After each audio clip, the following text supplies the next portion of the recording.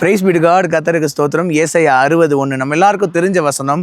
எழும்பி பிரகாசி, உன் ஒளி வந்தது, கர்த்தருடைய மகிமை உன்மேல் உதித்தது. இந்த வசனத்தை நாம் பல இடங்களில் கேட்டிருக்கிறோம். இந்த வசனத்துக்கான அர்த்தம் தான் என்ன, எதிலிருந்து நாம் எழும்ப வேண்டும் என்று ஏசாயா தீர்க்கதரிசி சொல்றாரு. அப்போஸ்தலனாகிய பவுல் எபேசியர் 5:14 சொல்றாரு, ஆதலால் தூங்குகிற நீ மரித்தோரை விட்டு எழுந்திரு, அப்பொழுது கிறிஸ்து உன்னை பிரகாசிப்பார் என்று சொல்லியிருக்கிறார் என்று நாம் வாசிக்கிறோம்ல. தூங்குகிற நாம் காலையில் எழுந்திருப்போம், அது டெய்லி ரொட்டீன். அது என்ன மரித்தோரை விட்டு எழுந்திரு?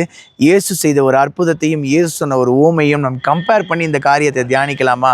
யவீருமனுடைய மகள் மரண அவஸ்தைப்பட்டு கொண்டிருந்த போது இயேசு அவளை குணமாக்க அவள் வீட்டுக்கு சென்றபோது பிள்ளை இறந்து விட்டாள் என்ற செய்தி தான் வந்தது.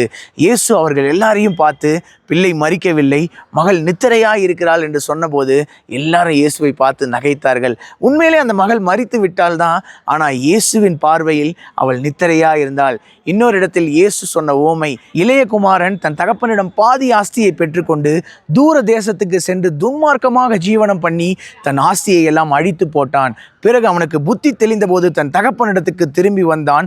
தகப்பன் அவனை தூரத்திலே கண்டு ஓடி சென்று கட்டி அணைத்து, என் குமாரன் மரித்தான், இப்பொழுது உயிர்த்தான், காணப்படாமற் போனான், இப்பொழுது காணப்படுகிறான் என்று சொன்னதாக நம் லூக்கா 15ஆம் அதிகாரத்தில் வாசிக்கிறோம்ல.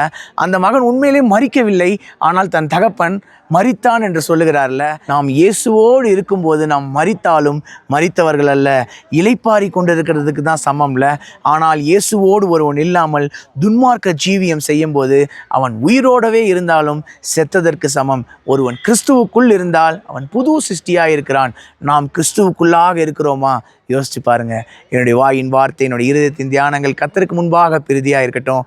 கர்த்தருக்கு சித்தமான இன்னொரு வீடியோ பதிவில் நாம் சந்திப்போம். God bless you all. Thank you so much.